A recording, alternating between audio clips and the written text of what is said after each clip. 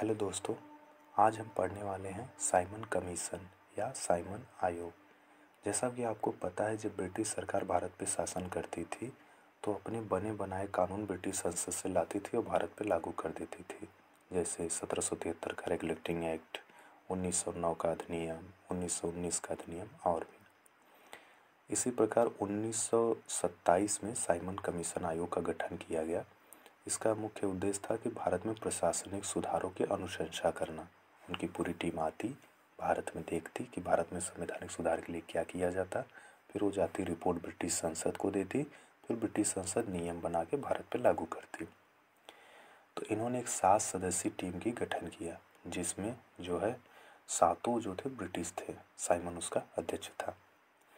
तो भारत और लोगों की यही मांग थी कि जो है, तुम अगर भारत के बारे में कानून बना रहे हो तो इसमें भारतीय लोग को भी तो शामिल करो, क्योंकि भारतीय लोग होंगे तो ही ना भारतीय समस्याओं को समझेंगे। तुम ससुरे बैठे ब्रिटेन में, तुम्हें भारतीय समस्याओं के बारे में क्या ही पता होगा। तुम सिर्फ आओगे, नियम बना चले जाओगे।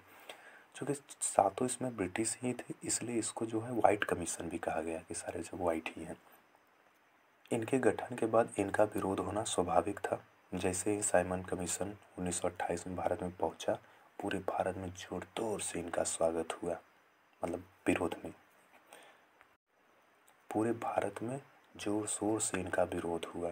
काले झंडे दिखाए गए, साइमन गो बैक, साइमन वापस जाओ, साइमन वहाँ भाग जाओ, वगैरह वगैरह ऐसे नारे लगने लगे। विरोध का ये आलम था। कहा जाता है कि जब साइमन ट्रेन से मुंबई से बैठ कर दिल्ली जा रहा था तो लोग घोड़े पर बैठ कर ट्रेन के समानांतर चल रहे थे, उसको काले झंडे दिखा रहे थे कि साइमन भाग जाओ, साइमन भाग जाओ। इसी का विरोध कर रहे थे हमारे लाला लाजपत राय लाहौर में।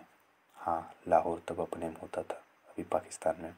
वहाँ विरोध कर रहे थे, लाठीचार्ज हो गया जिससे उनकी मृत्यु हो गई। बाद में उनकी मृत्यु का बदला भगत सिंह ने सैंडर्स की हत्या करके लिया था। इतना साइमन कमीशन का विरोध देखकर उस समय भारत सचिव जो था बर्किन हेड, एक तो जब से वर्ल्ड कप में ट्रेविस हेड ने भारत को हराया है, हेड नाम से नफरत हो गई।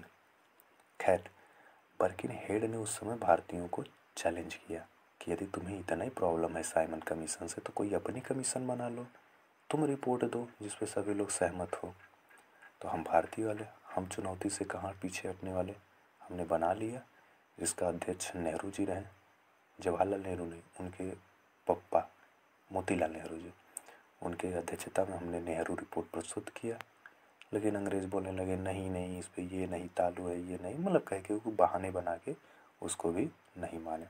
और उन्होंने साइमन कमीशन आयोग के रिपोर्ट के आधार पर ही सन 1935 का अधिनियम लागू कर दिया। तो ये पूरी जानकारी थी साइमन कमीशन आयोग से। अगर आपको वीडियो अच्छा लगा हो तो प्लीज़ लाइक करिए, सब्सक्राइब कीजिए और शेयर कीजिए। गरीब की दुआ लगेगी। धन्यवाद।